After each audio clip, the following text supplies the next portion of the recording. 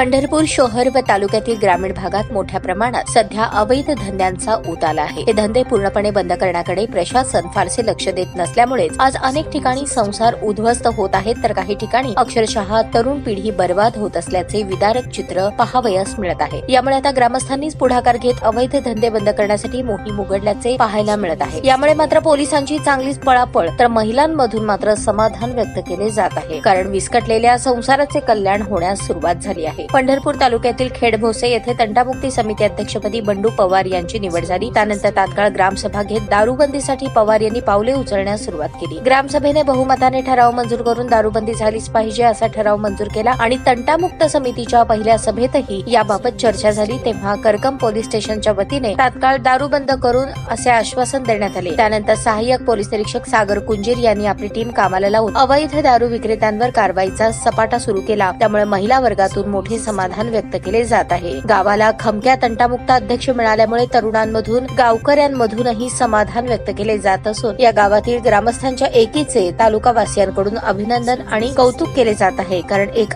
गाव दारूबंदीच्या वाटेवर आले आहे। खेडभोसे गावात अवैध दारू विक्रेत्यांवर कारवाई करण्याची मोहीम पोलिसांनी हाती घेतली आहे, परंतु याबाबत अद्यापही उत्पादन शुल्क विभाग अंधारात चाचपडत असल्याची पाहावयास मिळत आहे, कारण या विभागाकडून कोणतीही कारवाई झालेली नाही। याउलट आम्ही आमचेच कार्यक्षेत्र हुडकत आहोत असे सांगून त्यांनी याकडे दुर्लक्ष केले आहे।